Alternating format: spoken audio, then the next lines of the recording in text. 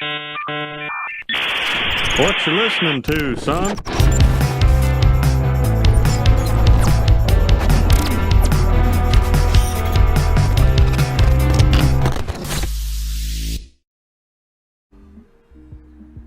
Your room looks professional, by the way. Thank you. Thank you. Hey. It's kinda. Hey, there you are, Endless. There we go. It's kind of ironic. Hello. Gray's wearing a suit. I'm here wearing right? Pittsburgh Pirates t-shirt. my vanity is my favorite sin. Bray went like just completely all out. The rest of us are just like. Do you guys think that the Pittsburgh Pirates are based? I don't even know who that is. Baseball team. Okay. I'm into them. I'm an O's fan though, obviously. So. Rip. Right. We had a good run for a minute there, but. I was a Buffalo Bills fan. I've been a Buffalo Bills fan for ages, so that's been painful. At least they're finally getting to the playoffs again, though. Yeah, it hurts. Now they just need to win a Super Bowl. Right. I'm mainly a Ravens fan, but like my family is all Browns fans, so I'm supposed to be a Browns fan. So it's like, it's a weird conversation. All right, everybody, we are going to be running an ad real quick before we get started. Into the Discord. I can see on your screen it's showing like it's like it's like we're watching a screen share of you or something. I'm just very confused. Yeah, dude. Like, yeah, we're gonna go ahead and run a 1 minute ad real quick, and we will be right back.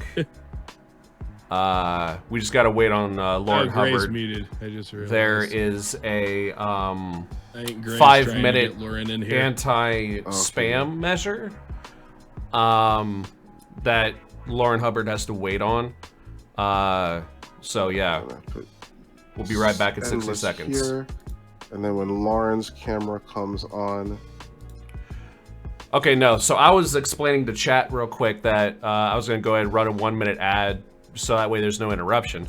But also because Lourin, my server has like an anti-spam measure. Like he has he has to wait. He has to wait 5 minutes, so it gives us enough time to do to run an ad, anyways. Yeah. Oh, gotcha. That's right. My server's anti-spam measure is the one channel you can post in without any like server role as the introductions channel. So if anybody's gonna try to spam stuff, that'll be the place where they'll like show up and maybe spam racist memes or something. Right. And then and then I can ban them and clean that shit up. And send them a lengthy message telling them go eat a bag of pubes and and oh man. Yeah. Delicious. So I told one of my close IRL friends that this was happening, and he was like, do you mind calling me before you do it and like we rehearse it, because I don't want you embarrassing yourself. And I was like, man, fuck you, dude. Oh my god. That just reminds me of like when you originally like put this whole thing together. I'm just like, we're not going with the flow. We're not doing that. Oh no. Like I might have a suit on, but this ain't gonna be professional at fucking all. This is it's not like about professionalism. It's just we're not gonna like have another repeat of the last crossover. Right. And I mean, like, we got some questions prepared, but like, who knows if we'll be able to even get through them all. Oh, just that as long as we just have something. That's all that matters. Real candid, real relaxed, no pressure. Yeah. Really chill. Chill because besides, like, this dude probably fucking goes through this shit on a regular basis anyways, and it's just like, nah, man, we're just chatting, you know? Right. This is PR, Loki. Really, he's helping us out, you know, which I very much appreciate.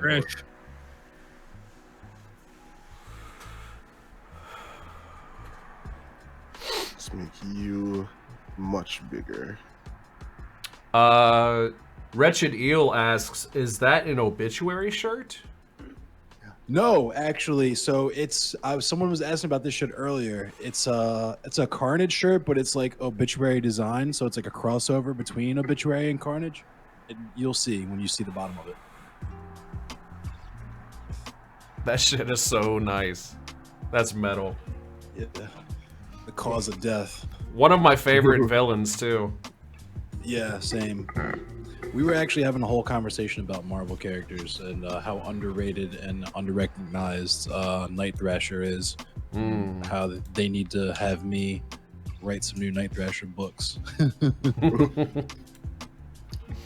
Oh, I started my whole stream off just talking about the Batman, and some guy, somebody was like, "Oh, typical DC fan." I think it was actually Ember. I think it was saying it a joke.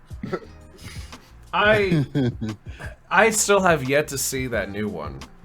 It's really good. I haven't seen it yet either. Uh-oh. Hello. Your screen share is still in the thing. Gray, I think. Yeah, I know. Well, if I do full screen on the Discord, it's gonna go full screen on the stream. So it's like all they're gonna see is me on the stream. So this reminds me of the OG, like my favorite kind of like YouTube content from the 2010s. Just a straight in the car, looking at the camera, just real talk. That's how we have to do it. How are you doing, Lauren? Good. How are you guys? Doing good. Wonderful. Great. Just relaxing. Great to be talking to you. Thank you very much for taking some time to come talk to us. We appreciate it. Yeah. Yeah, no problem. I'm at my my nephew's first birthday party, so I'm here. We're not messing Hey. Yeah. Happy birthday. Family to first. Happy birthday to the kid. Yeah, he's about to take a nap actually. So it's like more the adults that are just like hanging out, post cake. Yeah. So the sugar rush kicks in. Then it's like herding cats. True. Yeah, that goes. Prying my kids out of another kid's birthday party is never goes well. I just remember what I was like at birthday parties, so I know that's probably not. I know. See, it was different for me growing up in the 90s with a black mom who said, "You're showing your ass out." Now. Oh yeah, that's true. Every time you said that, like craziness. Like we go, oh. And then okay, yeah, it's time to go, guys. All right. Bye, Alex. Yeah, you know, kids, they never want to leave. I got in trouble. I used to do, I dabbled in trying to do like open mic stand up. And I was at one place and I was just talking about how, I want to be the kind of like dad that my mom was. But my mom, she didn't, it got to a point where like, she didn't have to be to spank, just the threat of a spanking. Oh yeah. Just start counting. One, and I tried to joke about like, I don't want to like spank them. I just want them to have that look. And then the guy was like, child abuse is not funny. And I was like, well, I don't think it's funny either. But it happened to me. Right. But anyway, how are you guys doing? Doing all right. You're doing good. Yeah, I'm going for a good solid. I'm aiming for about 12 hours tonight. So we just passed the 3-hour mark. Ooh. So you're a monster, Gray. I do it every time. I know. What can I say? I'm awesome, I guess. I still got to do a 24-hour stream to celebrate and getting 1,000 followers sometime soon. Nice. Yo, nice. I'm actually doing a 12-hour myself tomorrow, 10 a.m. to 10 p.m. I'm raising money for Baltimore Food Not Bombs here. Yeah. Awesome. Nice. Oh, nice, dude. Hell yeah. Good. Man, I need to find a cause. We just did that Ukraine stream about 2 weeks ago. So that was good. I actually am I'm kind of tired. I'm not tired of the Ukraine thing, but I'm tired of like the media narrative. I just did this thing for the local news here, and of course they always talk about like, do you think that we should be sending the troops over to Ukraine? And I'm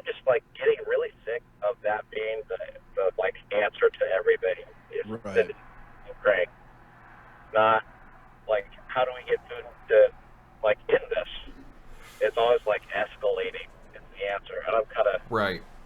Yeah. I don't know. They want us to bomb Ukraine, bomb Russia and Ukraine.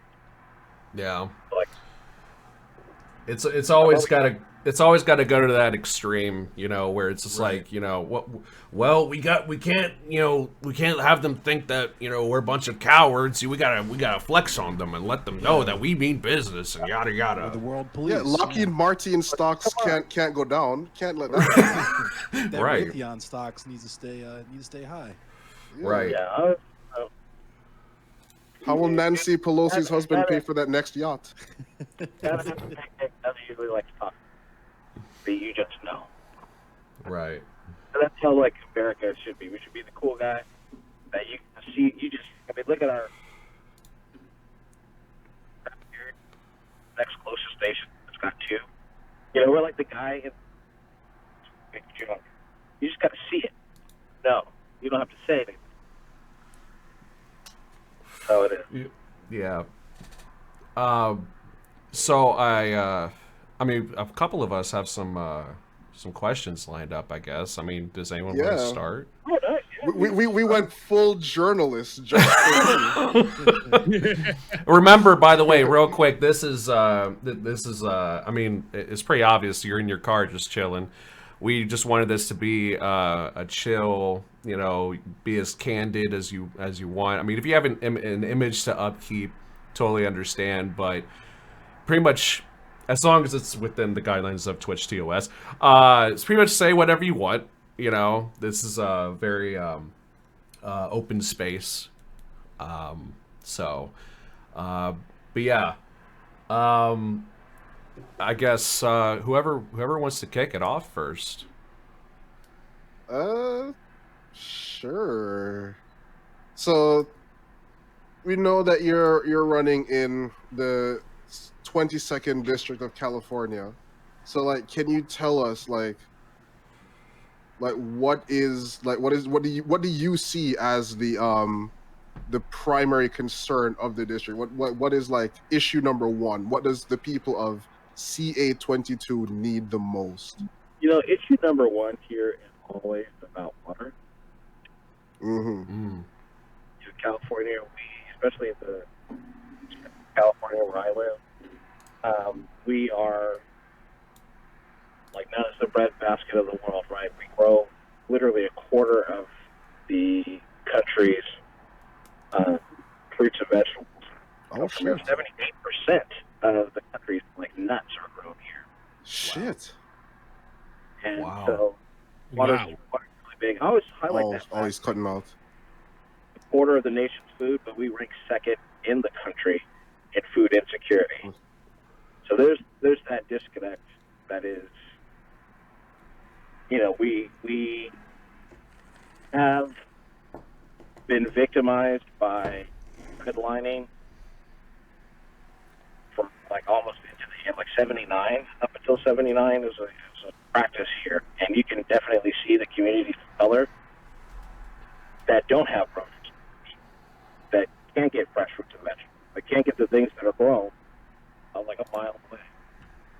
So fixing those supply chains is really an issue. The water thing is a big issue, just because this like, you know, part of the country we have agriculture and we need water to grow things, but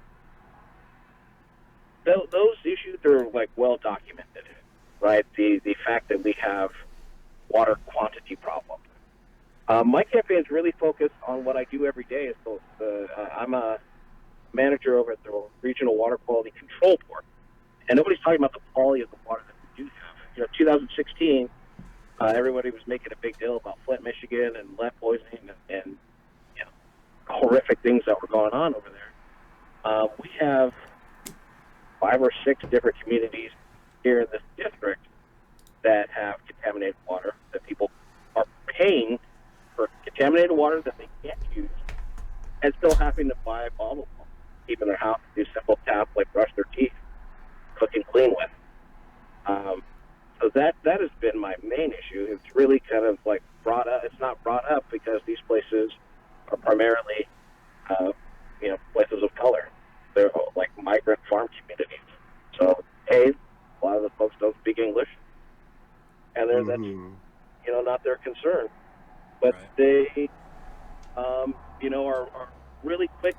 behind people like Devin Nunes who say, you know, I'm working for the Valley, bringing water to them. I just had an interview yesterday. Kind of highlighted the fact that, you know, we just passed this bipartisan infrastructure bill that is actually going to bring almost $1 billion water infrastructure projects to California. Devin Nunes voted in, so I don't know how he was bringing any. And so, you know, half of it is trying to highlight these issues of people that live here, that work here, because there is a lot of political apathy in the sense that, you know, we are voting for people who say they're going to bring this change, and then you elect them, and it's well, you know, we couldn't get it this time, but you know, after this re-election, I'm really gonna. It's like, you know, I don't. Now that I'm out canvassing, I don't blame people for saying like, no, I don't want to register to vote. I don't think you guys do anything. I understand the apathy. Yeah, I understand it. That's not something I like to hear. So obviously, I want you to vote for me, but at the same time, I'm trying to get people to understand that, you know, if you let them, there's a reason why the GOP is working so hard to limit people. They don't want you. There's a reason they don't want you. Yeah. And don't let them win that way. And like part of it is, you know, we need a better class. We do need a better class of Democrats. And I got into absolutely because yes. I am a pragmatist. And a lot of people have asked me like why I didn't run like independent or a third party, and I just don't. We have a two-party system. As double as it is, we gotta reform. And I look at one side, which is the Republican Party, which is really now like Marjorie Taylor Greene and Matt Gaetz, and they offer really no issues other than America. Yeah, we're awesome. Everything's This culture war stuff. Right. But don't ask any questions about anything. Just know, if you question us, that's against America. Right. Yeah. And like Democrats who are still, for the most part, pretending like they care about people. At least there's like it's really this split between people. People are still the central focus, quote unquote, of the Democratic Party. We just have like people that are like friendly to corporations, and they think that by doing that, that's gonna somehow trickle down and help regular people. And then there's like the progressive young activist wing, and I've tried to marry that in the sense of like, as a progressive, as like the people that are doing the walking with me are young people, and we want to see things change. You always have that reputation of like young people, you guys don't know what it's like to work for anything. You guys just think it all comes, you know, if you want everything like that. And it's like, some things should come like that. I'm sorry. Incremental change is great for some things. I understand why it's there, but when you have people dying in the street, things need to change like that.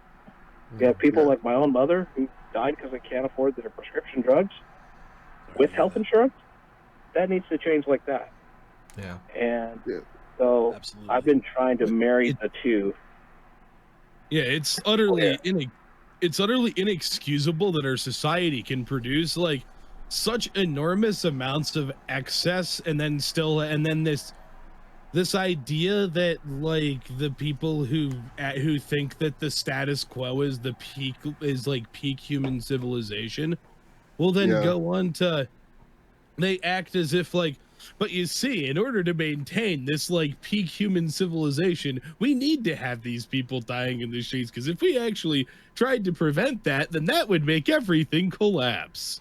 And by that, they mean we wouldn't be as rich as we are now, although we'd Right. probably still be pretty rich. Yeah. Right. Yeah, I was talking about this earlier, that kind of end of history mindset that has kind of the stagnation that is set in because there's no political will to advance. You always hear about like the need for incrementalism, but I like your perspective that no, like radicalism is good actually, and there are some things that just can't wait. And I wish more politicians would speak more openly about the need for like radical change. So Immediate action, I like that you're making that like front and center, at least in part at the very least.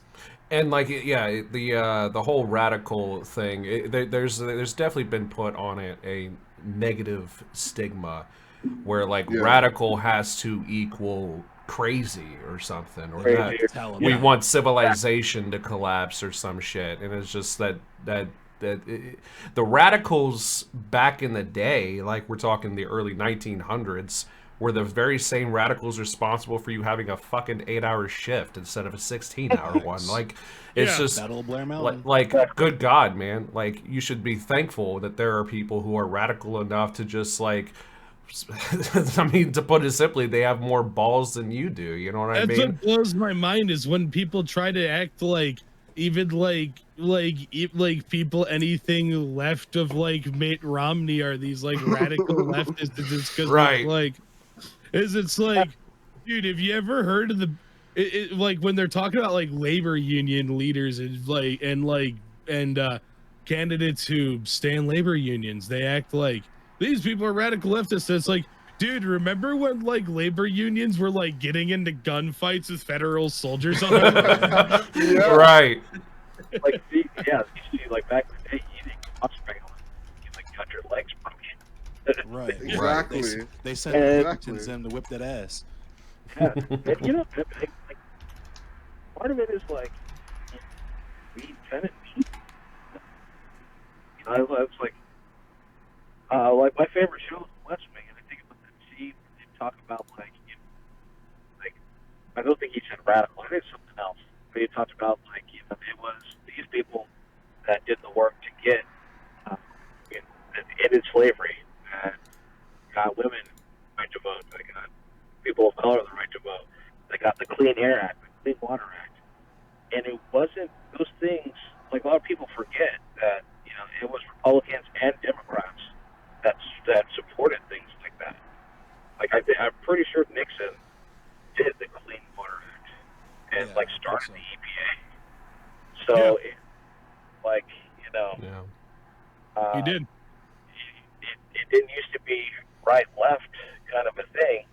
It was more of a bottom up kind of thing, and I think we kind of need that focus now. I try to talk to people not in terms of.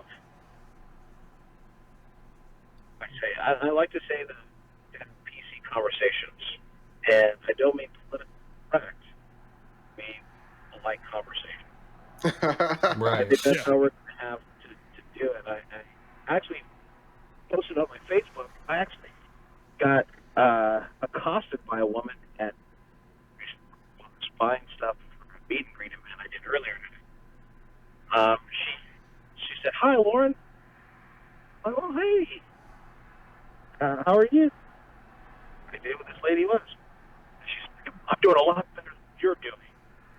You're going to hell." Oh, Whoa. okay. Like, Wow. That escalated quickly. right? Yeah. Jesus. Street evangelist behavior. Teaching your daughters to hate America. My family's been here for 100 years, and you're not going to bring that woke progressive bullshit. And I was just like, at that point, I was like, okay. I was like, all right. And then just like, we were in the checkout line, like 4 or 5 people next to me, and it's just like younger girls in front of me, and she's like, Right. you just, I got saved by a Karen, because she was like, "You just leave this man alone." Hey, The anti-Karen.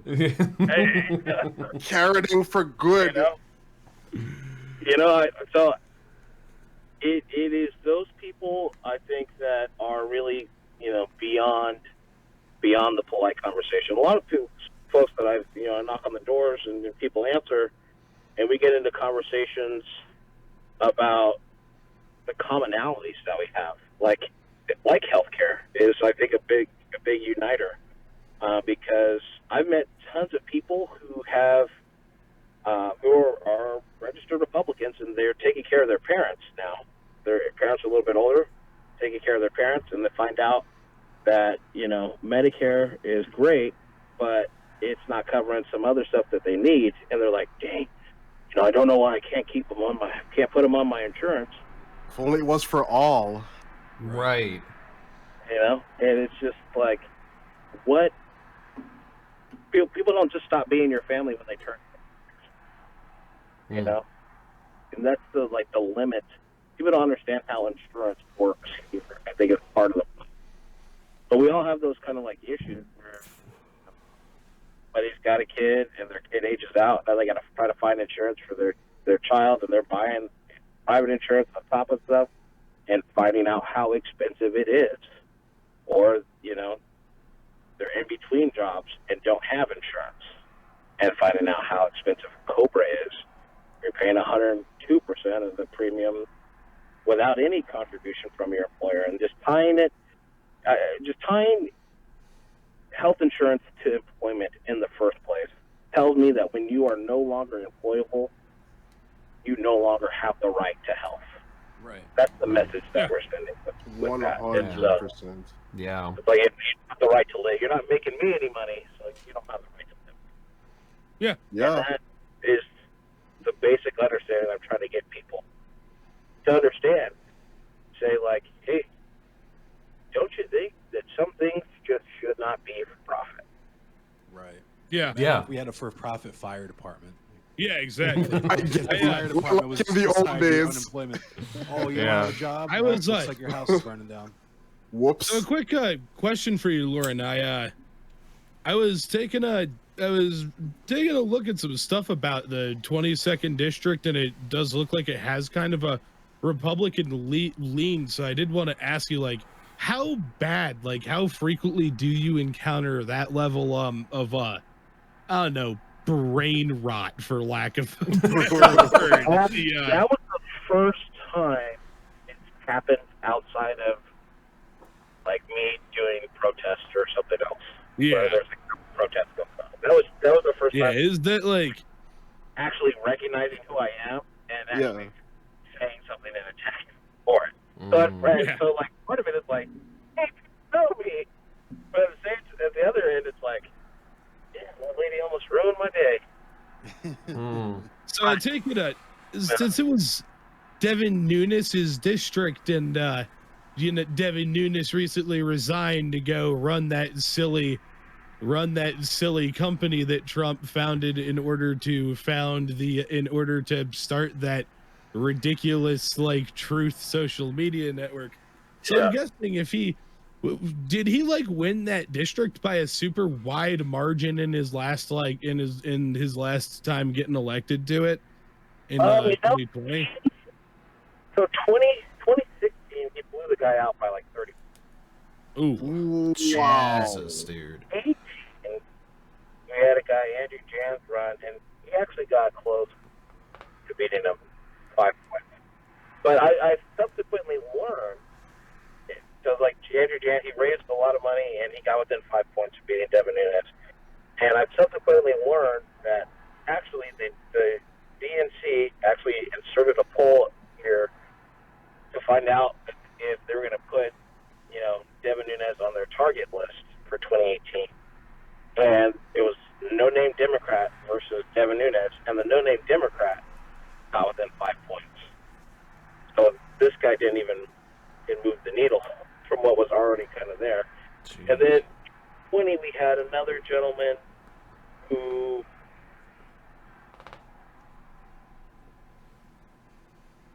I want to say. Oh no. Oh PC no. about it. Gotta have some polite conversations. He just did the minimum of messaging, hey, I'm not Devin Nunes. Oh, The Biden playbook, man. Yeah, the And Trump strategy. it's just like all about like, you know, I'm Latino, and I do that so much like that. And first of all, if you're going to, I'm Latino, you should not be afraid to talk about Latino issues. I'm sorry, you're breaking up a little bit. What was that? Yeah. If you're going to say I'm Latino, that's like your fault. You shouldn't be afraid to talk about issues. He wouldn't stand up and he would say like, "Oh, I believe to have, fix our dreamer situation and fix DACA," and then talk about nothing other. Like, I'm sure that's like great, but there's other issues in the Latino community other than DACA. That's a big one, but they have other issues, and you open that door, you got to be able to walk in and do it. And he just, wasn't the right guy. So he actually lost the round. He lost by 8.5. Gotcha. That's pretty bad. I'm of the mind that the second half of that question is, vote for me, I'm not Devin Nunes, was never answered. Then who are you? Exactly. Yeah. And so that's what I'm trying to. I'm throwing the Devin Nunes out the window because these other people I'm running against are also not Devin Nunes. Right. They have, Yeah. the Republicans are doing the Republican thing and leaning into, Culture war re-electing Trump. Yep. We want to make sure we re-elect Trump and make Kevin McCarthy Speaker of the House. They're talking about, they just had a forum, they were talking about defunding schools that teach critical race theory. Of course. Wow. The Of course, typical. literally. Give me a The break. classics. Yeah, Yep. it's just, Run all the hits. And that kind of makes me want to ask you too. There was this is kind of a two-parter if you don't mind. On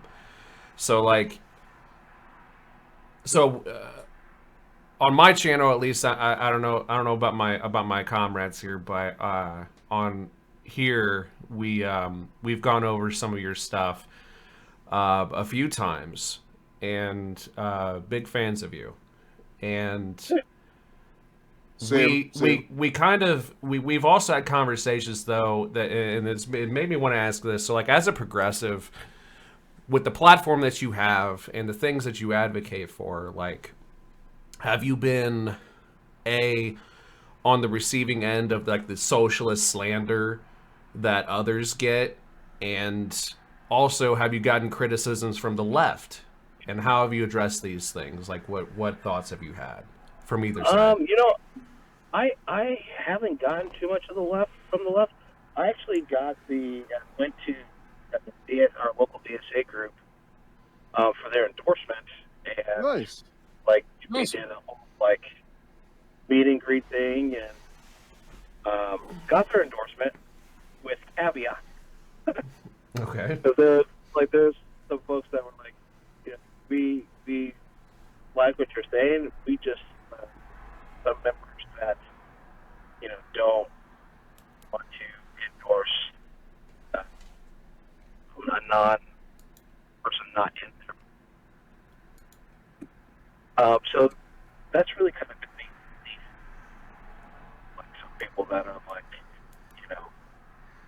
we like what you're saying. I think people are able to see what I'm doing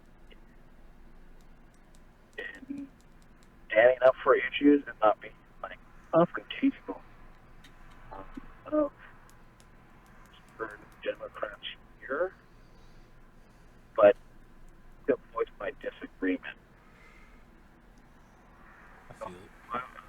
State Senator Melissa Hurtado is a Democrat. She's representing this area, and we just had a thing that's actually going to air tomorrow morning, Sunday morning.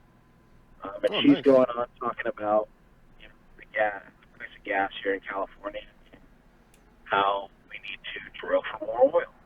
Oh no. How bad is it in that part of California? That's like the Central Valley, like, right?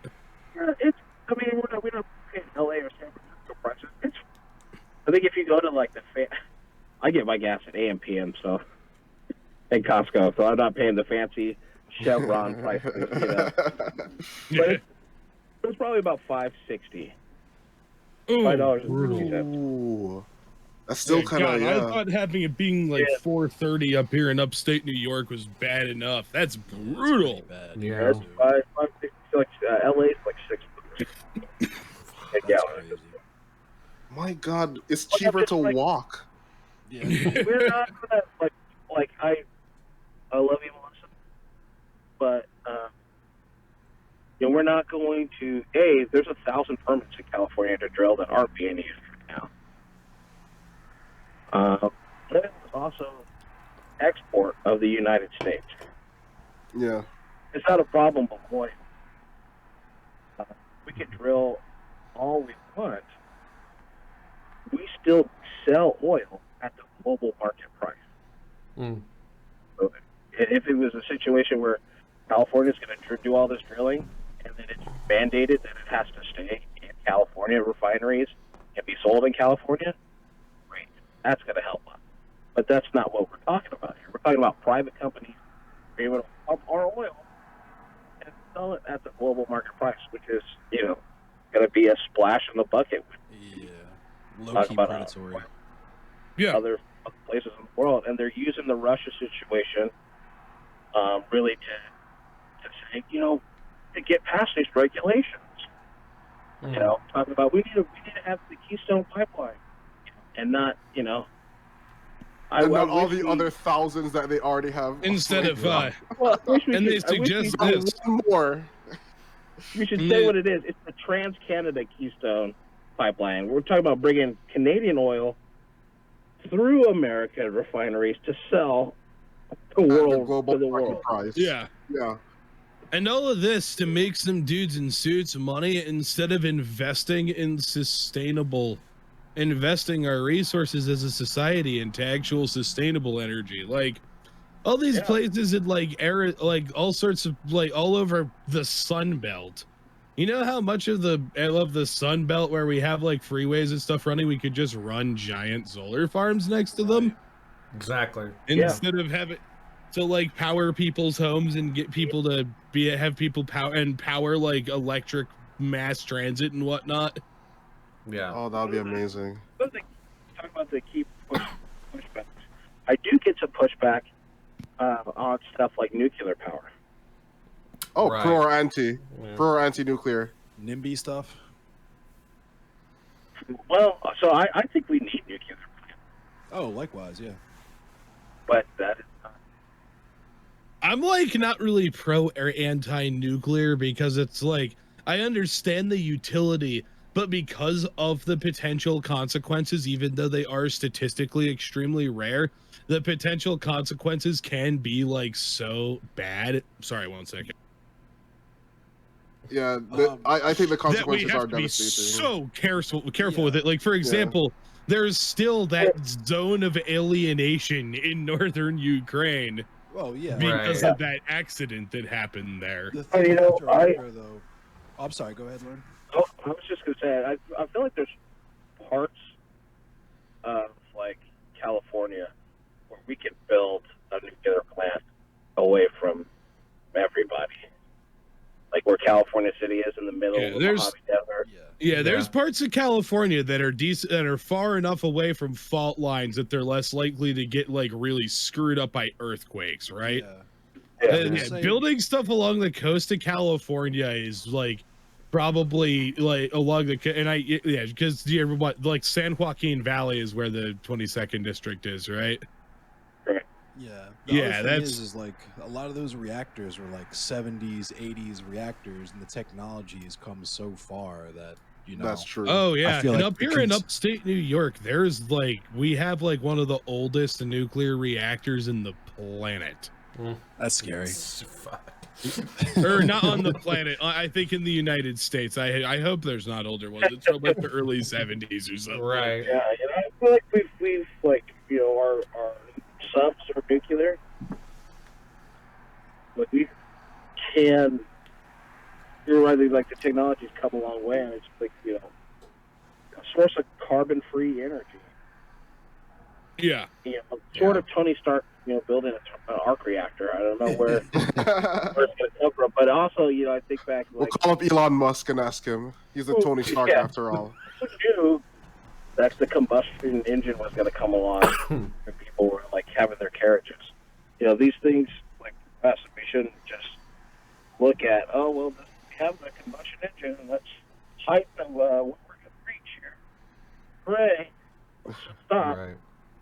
And that just kind of seems to be the attitude of a lot of people. Yeah. I also had another question, if you don't mind. This might be a little bit of a loaded question, but it's been something that I've kind of wanted to ask a progressive for a while, because I kind of feel like that like as far as like going back to politics, like as far as the, for lack of a better term, the left-right paradigm of like the two-party system that we have, that's not, the fascist question isn't necessarily answered, let alone asked very often. I don't even think I've ever heard anyone like in Congress like just outright say like, no, that you guys are acting like Nazis and like you guys need to stop. Basically, this is cringe at this point. Why are you doing this? It's not really ever addressed. So, yeah, I personally believe that there's like self-incriminating behavioral misconduct, dangerously incendiary rhetoric and language, and based on how they portray themselves, who and what they support and co-sign, and we just went over the calls for violence against Russia over Ukraine, even though they were like very anti-Ukraine during like the Trump administration, but like whatever. It seems like there's definitive proof not only of like their hypocrisy and inauthenticity, but like a genuine attempt at a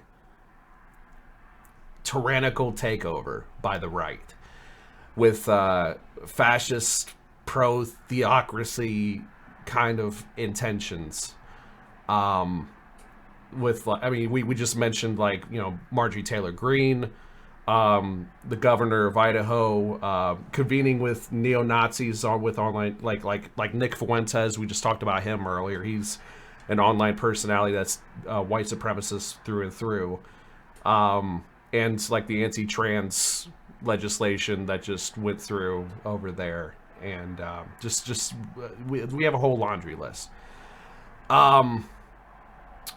Yeah. I personally believe that they've brought upon themselves and earned themselves a complete and entire disempowerment, to be quite honest, of power, influence, efficacy, and that basically that's the only way to ensure that democracy not only survives but thrives here. And basically where I'm getting at is like, how, if you won and you got into Congress, I'm sure probably with the help of the squad and other progressives, how would you address the Republican Party's treasonous nature, for lack of a better term, and do you think the right is even redeemable? So I think of it this way. I think that for a long time, since like Obama, and I can remember, Michael Steele used to be the chairman of the RNC, and he's a black man, and they ran him out of that party. And I think since then we've seen more of these like proliferation of these like white nationalist movements within the Republican Party. And I think at a certain point, the business Republicans went along with it because they were getting these votes and they were able to affect legislation. We got, Trump's tax cut that didn't actually, really help any everyday Americans. All 80% of the benefit went to people that were already wealthy. And I think that now that the Republican Party has seen that who is voting for them are these like white nationalist groups and people like this, and then they have made the choice that we can't do anything about it to reform this problem within our party because these people are making up the voting base of our party. So they've made that deal with the devil to say, and this is what Republicans are really good at. They stick together they can see the shortcomings and the like, I don't say wickedness, but no, wickedness they see the is shortcomings appropriate. and flaws and wickedness and some of the folks that make up their voting base. They've just decided that we're okay with it because it increases our political power and increases our ability to affect legislation so that we can move these wedge issues that only affect 10% of the country, 15% of the country, and put it front right. We can create these fires and then put out these fires and say, look what we're doing with the trans bills and Don't Say Gay and the CRT bills. They just create these nothing boogeymen and then say, look what we're doing. We're doing so great. And it is it's really a shame that a lot of I hate to point out people by groups, but like college educated women in suburbia totally go along with it also, even though they're subject to the type of misogyny that is common amongst these like white nationalist groups. Right. Well, kind of like the white moderate that Malcolm X warned about, by the sound of it. Yeah. So like, well, or are you talking about Martin Luther King, Gray? No, was it Martin Luther? I think they both said something. They both talk about white moderates. Yeah. Those lines, though. And it sucks that's I don't, short of them having a like catastrophic elections where they just lose badly like they did in 2008. I think that's the model that they're going to go with, and they're going to hold on to power kicking and screaming, and like people like Ron DeSantis are going to be, God forbid he gets elected president. Oh Jesus! Don't even put that in my head. Yeah. But Sounds like a nightmare. to Gray's point though, do you think that all of that is enough to say that they are irredeemable, or like would you feel compelled to work with one should you enter Congress? Or like if one reaches out to you, if a Republican were to reach out to you, say, hey, let's work together on this, would you say yes or? I think there's some things that we can do. There's common ground things that we can do. Still, one of the things that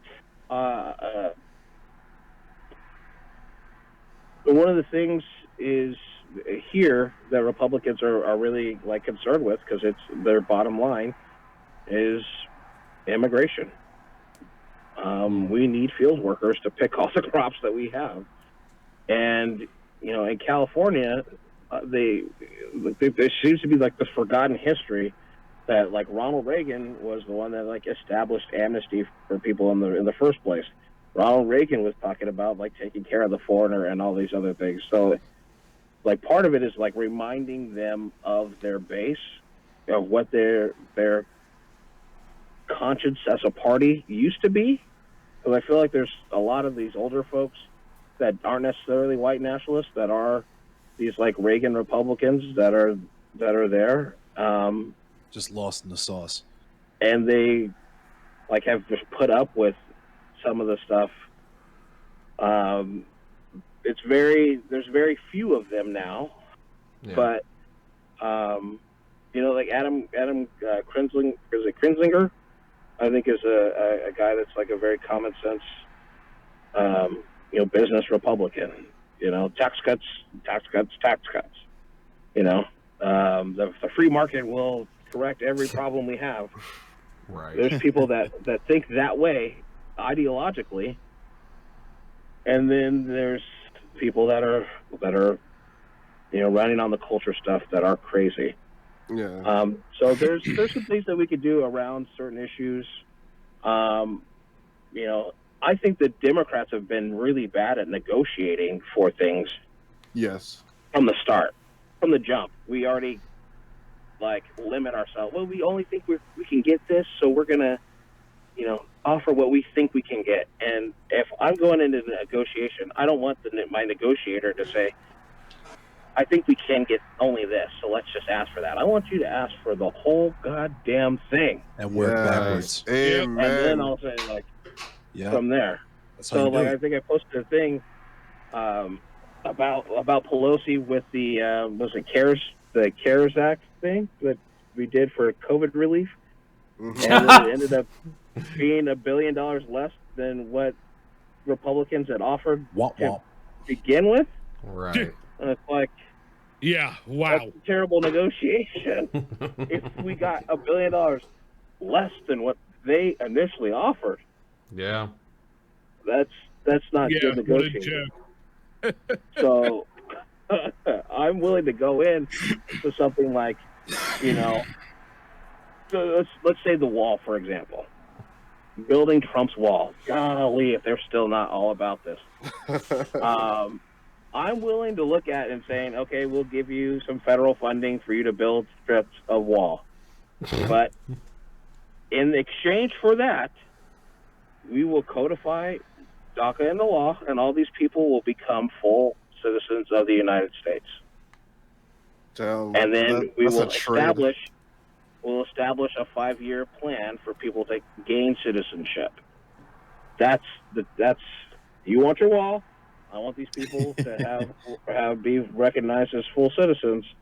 That's our trade. Right. That's honestly, something I'm willing to work on. That's an interesting idea because, as a concept, the wall is literally nothing. It just creates a market for what? If you make a 20-foot wall, you make a market for 21-foot ladders. Is the old saying? Exactly. Right. And mess with the wildlife. And it also ignores the reality. The reality is most people overstay their visa. Wall's not going to help. So let's build a wall. See all these people that are still, here, and then say, well, what do you want to do now? We built your wall. Take that off the table. But I still got, citizenship for everybody else. All these dreamers here. Yeah. At the end of the day. Show them that it doesn't work by letting them do their dumb fucking ideas. Yeah. I think the only real issue that I'd have with approving the wall is that there are a lot of indigenous lands along the border as well. That there's a lot of there's a lot of issues, a lot of side issues that kind of I'm not straight up violating sovereignty of. It'd be straight up violating sovereignty of multiple Native American tribes to build a whole wall without them okaying it. Plus, it's also a waste. It's kind of it's also a bit expensive. And, it's would disrupt the migratory patterns of flora and fauna and stuff in the area. And I understand your perspective and your desire to just take it off the table because they're gonna push it no matter what. They don't care about indigenous rights. They don't care about flora and fauna migration patterns. They don't care about sovereignty of people who have probably owned that land for however many hundreds of years. Right, exactly. They've been buying up the property for years. This is America. That's the bandwidth that they have. Yeah. And Yeah. it brings up to the point that I think we kind of covered at the beginning of we wish more politicians had this. The virtue that I wish more politicians had was courage. Yeah, 100. Because 100. they can be generous, they can be kind, they can be honest sometimes. But to be all those things all the time takes courage. And that's like one of the reasons I have chosen not to run in any other election other than after the special to get a good idea of how Congress works, but B, to show people that when I'm there for this, it is not I am working for them. It's not so I can do some little thing to get reelected. And I feel like most people just care about their reelection, so they're not going to have the courage it takes to make hard decisions, like doing something like that trade where you're going to get it's not going to be, you're supposed to feel kind of icky in a negotiation where both parties should say, well, I got to give this, and I got the. No side should feel like, I got exactly everything. And so I think it kind of takes somebody who's going to be like, I'm just here to fuck shit up. Right. I feel it. I fuck with that energy. I got a whole bunch of like plans and these we've put together a whole bunch of model bills that day one we're just gonna throw. Well, there's a new bill on the floor, stuff like that is based on really my personal experience and what I've lived with and what I've seen professionally as working with the Department of Social Services. I remember being an hourly employee and working overtime and having that feeling of, yes, I worked 55 hours this week. We go look at my overtime and my check and go, oh no. The bad thing, overtime is taxed at a higher rate. Right. Than your regular taxes. Yeah. So you gotta get that out of there. In order to help people, in order to promote people, if you're working hard to get ahead, let's actually get ahead and eliminate all federal tax from overtime. Wow, that's an idea. That'd be great to help out hourly workers. Yeah, that is a fucking idea. I was gonna say, eliminate federal taxes on tips. Oh yeah. Yes. As a former bartender, former security person, and a current hourly forklift driver, this all sounds very based in red pilled. And yes, please do. Fuck yes. Okay, that actually leads perfectly into a question that I had, because everything that was perfect. All right, so it's essentially a what if scenario for you. So it is Lourin Hubbard Day, where you, Lourin Hubbard, get to make one fundamental change to America. What do you change and why? Good one.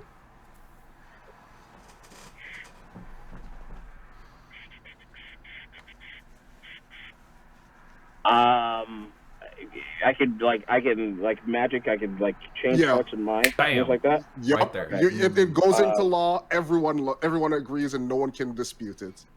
I would institute a feeling of enough in people. Explain. And bring about a more Eastern philosophy communal. Okay, I'm liking where you're going with this. People's thing. So you at a certain point, you have $900 million. You won. Right. You won the game. Capitalism. Yeah. You're done. Yeah. Okay, Yeah. I get it. Yeah. And then you that's everything you get now. You say, I have enough, but there's always someone who needs more and needs better. And we put that thought of, we always talk about, the United States of America and how we care about our neighbors, or we should care about our neighbors. I would institute that feeling of people caring about their neighbors. what's that thing we're trying to teach our daughters about, like when they get ice cream and the other one gets a little bit more, and it's like, hey, they got more, and so you don't worry about, the only thing you worry about in someone else's bowl is that they have enough. Oh, that was perfect. Slap that on an ad. We would be so much better off if that was the case. And I think what really, I think it took COVID to open up my eyes to see, like, damn, there's really not a whole lot united about the United States of America. True. I call it the black cookout rule. You know what I mean? Nobody gets seconds till everybody gets a plate. Right. Yeah. And it's just the fact that we wouldn't do simple things like put on a face mask. Like later on, now we got data and stuff like that to where we can be more targeted and selected. But like in the early days when people were just dropping dead, and you didn't know like any other reason, you don't want to do this because it violates my freedoms. Like what? Yeah.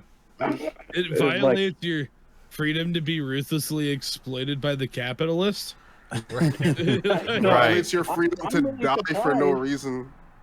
I'm really surprised because I thought, you know what? Donald Trump is going to have Trump masks, and it's going to be a business, and he's going to have all these people wearing Trump masks. Make America great again on the mask, just like the hat. I'd be fine with that, honestly. And that would have been. I would have preferred that so much to what actually happened. Yeah. I would have preferred that so much to what actually happened. And also, think about it. I'm sorry. Go ahead, Lourin.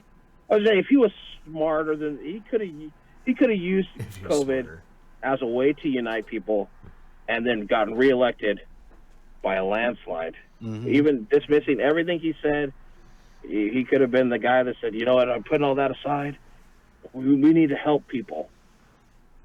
And he didn't do any of that. Sure. He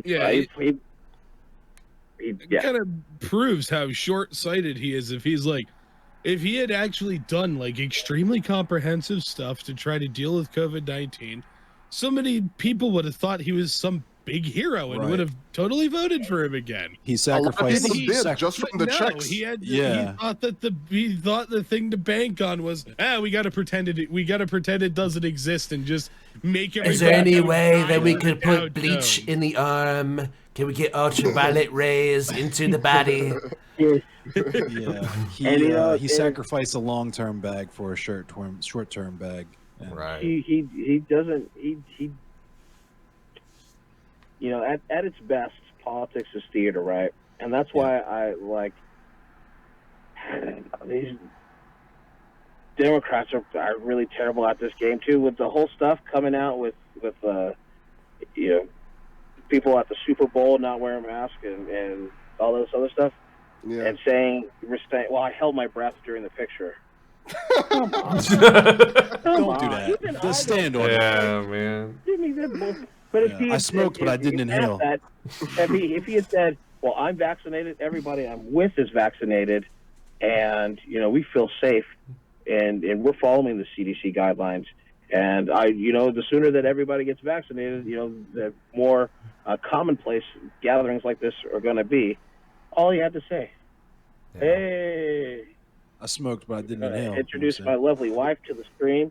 Hey. Hello. Nice to meet you. But yeah, he screwed that up. Yeah, because the fucked up part is he would have won just based purely on the checks if he did nothing else. Oh my god, that's the scary part. Yeah. And so part of you bring up a good part of like who working with other Republicans. I would work with Republicans on a lot of stuff, but I would also work with us and say like, hey, Build Back Better, great, but on the messaging we need to pull the things apart now at this point and pass this legislation individually and make it hurt. Right. With the child tax credit. Put it as an individual bill put it on the floor, and make Republicans say why they're against ending child poverty. Yeah, pin them to the wall. Don't let them slide away. Yeah, exactly. Why are they? 100%. People claim. I'm sorry. I'm just saying, like, I wasn't aware that my colleagues loved having children in poverty. Yeah. You call yourself pro-life, yet once a fetus is now like a born child, you wish to make living as hard as physically possible. Yeah. Yeah. Oh, interesting. God forbid that child is, Very interesting. lesbian, gay, transgender. Woo. Oh, right. Yeah. Right. But when they turn 18, hey man, there's you see those Marine Corps offices are over there. You want a Camaro? You want an F-150? You know. I'm sure you're aware of this all kind of reminded me of my next question. I'm sure you're aware of like the far left's disdain, for lack of a better term, for our current economic system. As the old saying goes, no ethical consumption under capitalism. What are your views of capitalism? Should we keep it? If so, what do you think there are some changes that we can make to salvage it, make it less exploitative, more fair and meritocratic? Or are you like me and think that we need a transition to a new system based on maybe democratization of the workplace and economic democracy? You know, I think that we can look at capitalism and, you know, I try to look at the lens of the shortcomings in any system and what those are. Obviously, in capitalism, for some to have so much, many more have to have so little. Yep. But I think there's ways to institute some things into a capitalist system to where it still allows for people to, like I said, like to win. You won capitalism. Right. Right? To still breed those things, but that we have fewer people with absolutely nothing in poverty. And one of those things is like, you know, what we're trying to do now in instituting certain things that are not for profit. Just like you talk about the fire department, just like sanitation is not for profit. Healthcare should be that thing. Healthcare should be the big thing. You know, it's an interesting idea of democratizing workplaces, because I think that if you look at, my thing is like, you know, the fight for 15 in a place like California, I'm with you, but it doesn't help us. We already have $15 minimum wage. Yeah, it's not enough. So really, yeah, it's not enough. Mm-hmm. But so really, like, you know, my thing is like, you know, from 1945 to 1973, wages and productivity increased at the same rate, which allowed us to build this large middle class. And the corporate tax rate was like 90% most of the time. And the corporate tax rate was higher. More employees got shared in the company wealth the company created. Since 1973, that is been blown up. Yeah, plummeted. And wages have not increased. You have people having these top of the company people, executives getting like all this money, and workers getting none of this money. Yeah. And you know, my philosophy has really been like, you know, we try to take a family vacation every year, so that my girls could get out, see different parts of the world, of the country. I've been to Jamaica and Mexico and different places. You know, is it Jamaica where you're originally from, Mayor? Yes. Nice. Yeah. Yeah. My whole. You know, it was like Bahamas was a trip, man, because there was, on one end we like saw, like we got in this like private taxi thing, and the guy was taking us around, and we saw like how like people actually live, and there's like a a spigot outside for water for like houses, and people are living like 6 and 7 people in a 2-bedroom house, 1-bedroom house, and then you cross over this bridge to Treasure Island, and you got these like 100-foot yachts, 10-carat diamond rings. Yeah. Where Atlantis is, the like hotel and aquarium over there, it's crazy. Yeah. Like the dichotomy. It's familiar.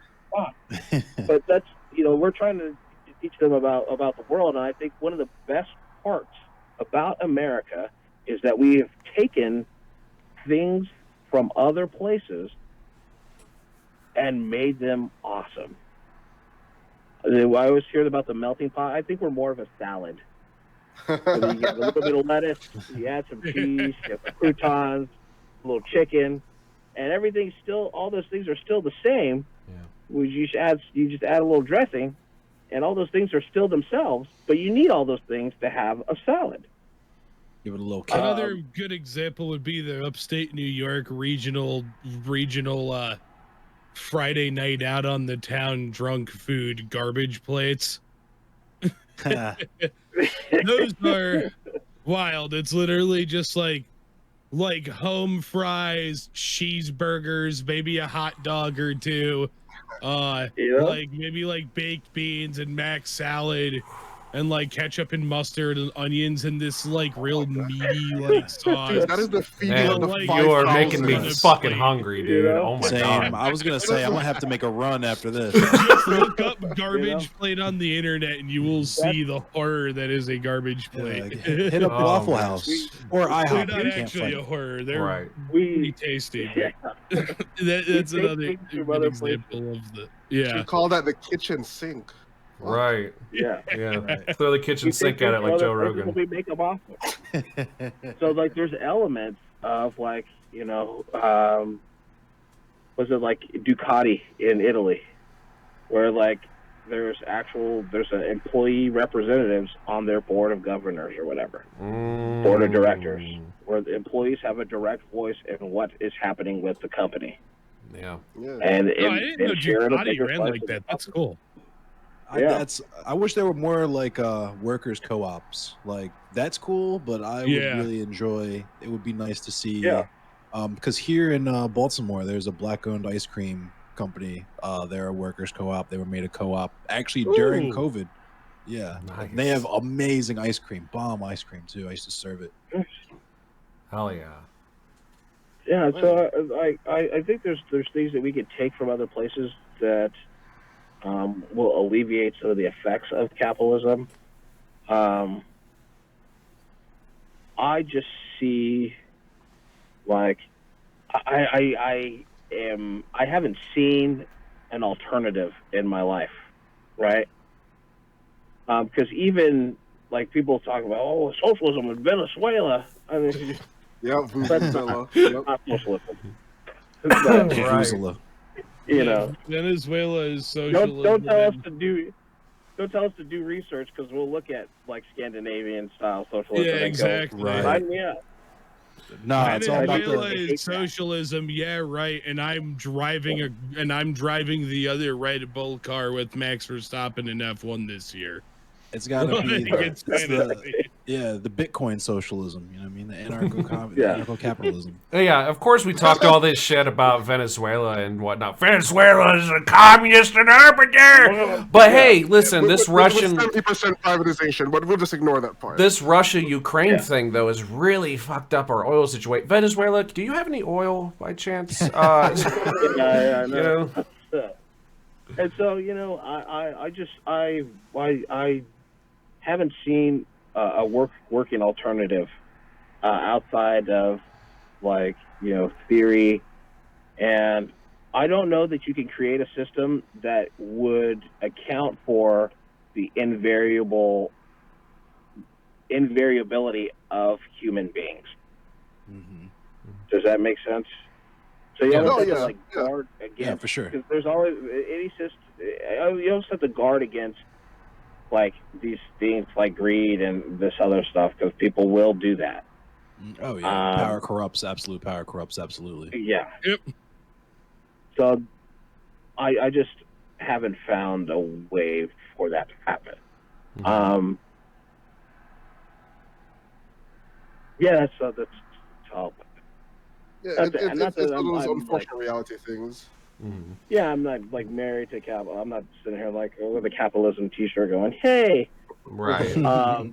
But because there are so many losers, and and really, our government should be, our representatives are supposed to be policymakers. Are supposed to maintain fairness, the fair playing field, and capitalism only works when there's competition and it's fair competition, and that is not the case. Right. With our current system. The government is picking winners and losers every time they decide to subsidize, give $440 billion to subsidize oil companies. They're picking that as a winner. Yep. So we haven't even seen ourselves what true capitalism really is. At least what it's supposed to be. I mean, I would argue we're seeing it right now, but I understand what you're saying. I understand what you're saying. The ideal. True in the Adam Smith utopian version. We haven't seen the ideal. We haven't seen the ideal. Because I don't think that'll ever actually be real. And also that's the thing I've always found ironic about capitalism, though, is like the capitalism can supposedly only function if there's like competition. But then also the goal of capitalism is to break it then. Yeah, because it's to the monopolize. goal of capitalism is to monopolize. Yeah. And and I would say we're definitely seeing late stage capitalism now. Oh, you mean neo-feudalism? Yeah. We've gone so far forward. It's horseshoe theory. Like feudalism into capitalism, back into feudalism. This is the horseshoe that the conservatives keep telling us that we are. Yeah, I'm getting pulled in. Do you guys have a last question before I go? Yeah. I mean, if whoever wants to go, I mean, I feel really unprepared because now that we're going, but I'm the only person that hasn't asked a question. Yeah, go. If you don't have one, I have like a fun one we can end on. I was just gonna ask, because you mentioned that you were in protests and stuff, which is, I feel like that's how a lot of young people really, if they're not, watching content like this, which is cool, especially like 2020, a lot of people, maybe late teens, early 20s to early 30s like us, that was their introduction to the whole realm of political, activity, that direct action. And my question would be then, how do you funnel that? Like, how do you channel that animus into, actual political action inside of the confines of, running as a congressional candidate or maybe running for city council or something like that? What is, if you had to give like a basic blueprint, like just like the spark notes, what do you think that would be? It's a good ass question. Yeah. I am kind of upset that all the movements that we had going 2020, the George Floyd protests, and the people showing up, and that was great, fantastic. A lot of money was donated to different organizations that were doing stuff. We saw the start of this corporate, I'll call it corporate wokeness, where now corporations are the JPEGs, the Black Lives Matter JPEGs, into the scene, and then it didn't turn into anything come November, and so the challenges, and this is Bernie Sanders got a lot of gruff when he would give this answer. And, for me, it's absolutely true. It's not enough to just vote for what you want. So you can vote for what you want, and that you get that, and that's great. But you got to sustain things, and people usually are only motivated by either fear or anger, is what it seems to be. Yeah. And Also so, and greed. Yeah, that greed's a big motivator. But see, that's an issue that's on the other side of the aisle. Yeah. Like people, if you're a greedy person, you're probably not voting for me. Yeah. Right. So like I always tell people, not only do you have to hold the elected officials accountable, do we have to say, go to these people and show up in the meetings and raise hell. And I think about like how my mom was. Anytime I've like acted out in school, my mom was at school the next day saying, "No, why is Lourin out here clowning? Why is he showing his ass?" Right. So it's part of like holding them accountable, but then we got to also hold ourselves accountable to say, when we, don't just have that apathy to say, well, I elected this person and they're not doing what I want. Oh, but have you gone to any of his town hall meetings? Have you sent him emails, sent him letters in, or made any phone calls to his office? No. But he knows. He knows. We sent him for this. And it's like, I'm sure they do, but you got to realize there's 4 lobbyists for every member of Congress. Right. Right. There's so much money out there. People are throwing those money out there. They're going to be doing all this stuff. So for us, we need to hold ourselves accountable to say, like, we elected this person, and now I'm going to follow up. I'm going to be at his town hall meeting and say, Mr. Hubbard, remember you said you were going to do this, and it's been 100 days, and that ain't done yet. When do you think that's going to happen? We just need to be, we can't be passive in it, and people need to recognize that the democracy, yes, we vote, but we also have to hold ourselves accountable to it. It's got to be this overwhelming thing. And for people that are organizers in protests, I think we can take the lessons of how do we get people motivated to come out for an issue, to stand and march and do all this stuff on a hot day, because it gets to be 110 degrees out here when we were doing George Floyd stuff. Right. In 2020, you had to be motivated to do that. Yeah. How do we then take that motivation and use those persuasive things to get people to vote? I think we my thing is I always want to know the audience that I'm talking to, because then I'll know what the motivations are. So if I'm talking to the League of Women Voters, I know I'm going to be talking about issues that I'm going to highlight and contrast between myself and these other candidates, but also to get them to be motivated to vote, I'm going to talk about the real chances, the real consequence of losing Roe v. Wade. I don't need to tell you about it, because we know what the stakes are. Right. It's understood, doesn't need to be explained.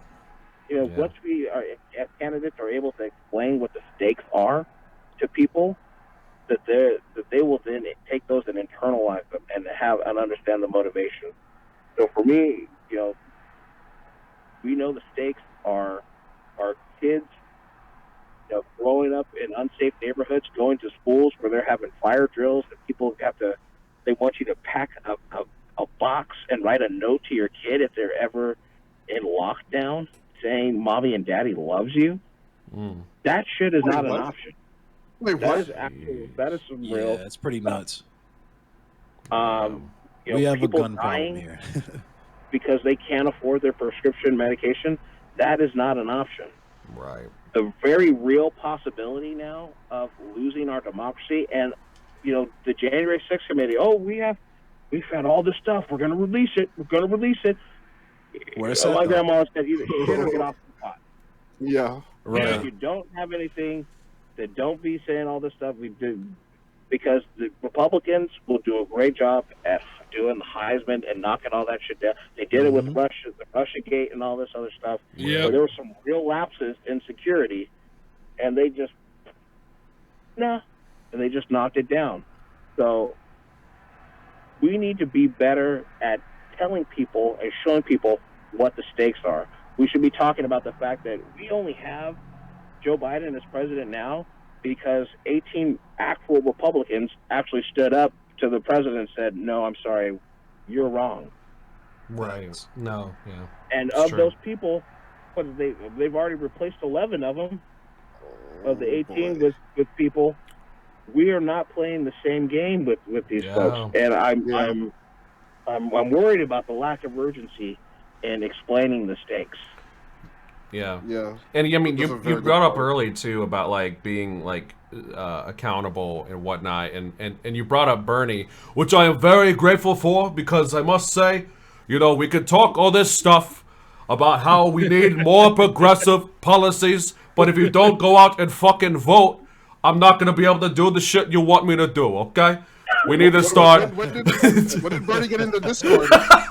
Yeah, but it's true, man. It's true. We need to like do what the fuck we say that we're gonna set out to do, man. And actually, you know, don't get me wrong. Like, there's plenty of reason to get like doomer pilled about the state of affairs, and you know, not think Newton's revolutionary suicide. You gotta let it motivate you. You can't let it destroy you. Right? Yeah. Exactly. Yeah. Courage. I like that.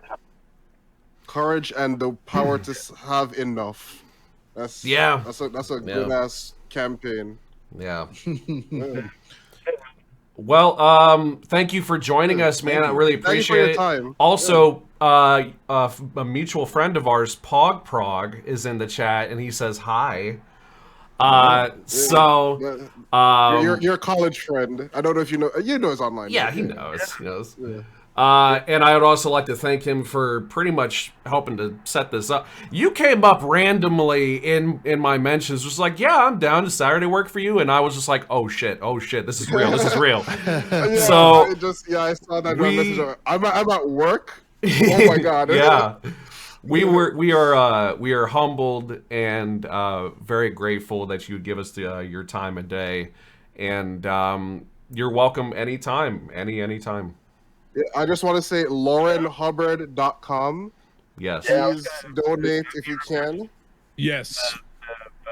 I'm not a politician, so I'm getting used to actually saying that's trying to wrap up and say, now you can go to LourinHubbard.com, LourinHubbard,